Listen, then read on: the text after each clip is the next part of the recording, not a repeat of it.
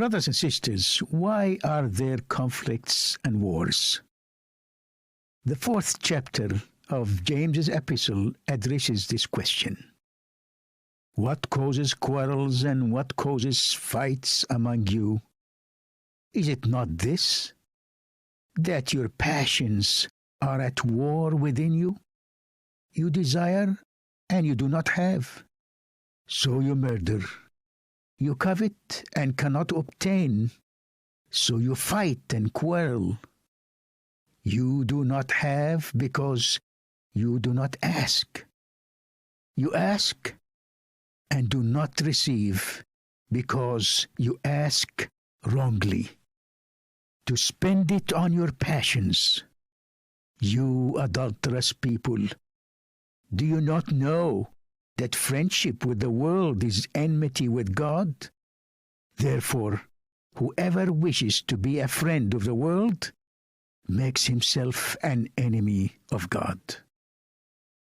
Brothers and sisters, quarrels and fights do regularly occur between individuals, groups, and communities. Sometimes this involves serious violence. Sadly, often conflicts between nations lead to devastating wars. The Bible passage begins with this question: what causes quarrels? What causes fights among you? It's obviously addressed to people experiencing conflicts among themselves or with others, as most people do. Although not referring to armies, it applies to the very nature of all human conflicts, including wars between nations. The follow-up question points to internal personal wishes or desires. James calls them warring passions. He asks, is it not this, that your passions are at war within you? He goes on to describe them as murderous, saying, you desire and do not have, so you murder. You covet and cannot obtain, so you fight and quarrel. This is about passionately desiring, wanting, or coveting things that are out of our reach. Human greed and selfishness can generate violence. Thieves are so determined to obtain valuables belonging to others that they frequently use force to get them. Still, this goes beyond robberies. People can strongly differ over ideological views or political affiliations.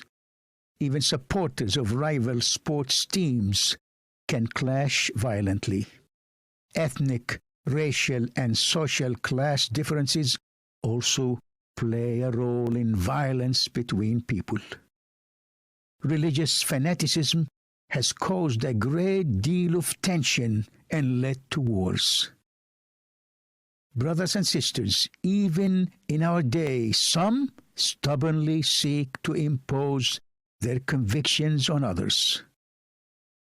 In his epistle, James addresses deeply rooted feelings expressed in actions violating others' legitimate rights and freedoms.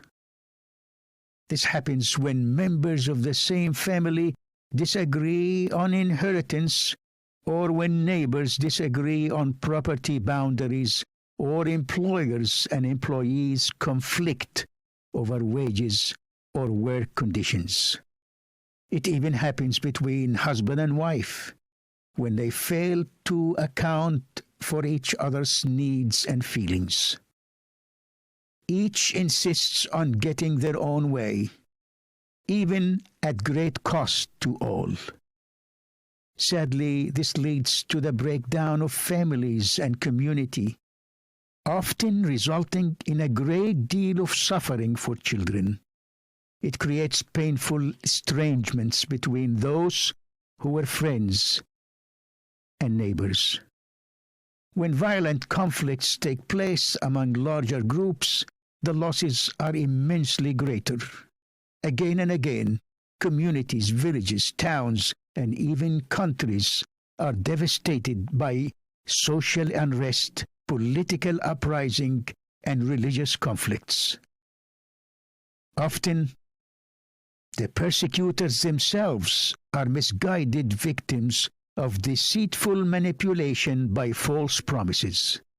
It is all about wanting that which belongs to others, their resources, and their freedoms. Brothers and sisters, James' epistle points to the root of all these human problems and catastrophes: unbridled human selfishness and greed. It's all about self-centeredness, worship of self. Idolatry in its worst form is the cause. James' epistle points to the irrational nature of it all. No lasting gains are achieved. Inflicting injustice on the weak has never bettered the lives of the victors, because they still war within themselves. There always remains a lack of inner fulfillment. The selfish spirit focuses on promoting self at the expense of others, without empathy or kindness.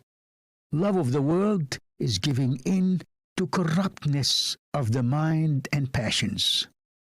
Friendship with the world is blindness to the truth. James calls it enmity to God. His epistle continues, God opposes the proud, but gives grace to the humble.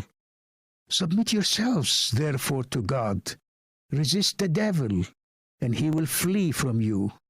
Draw near to God, and he will draw near to you.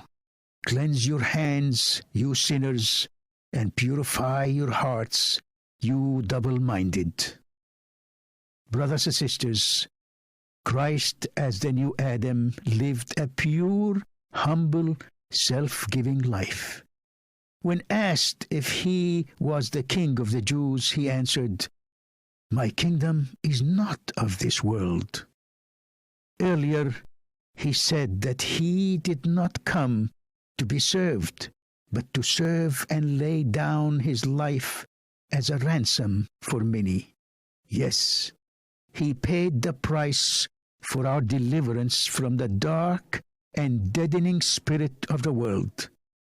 Christ's true followers do not follow a human religion, neither a corruptible, self-asserting and self-seeking friendship of the world.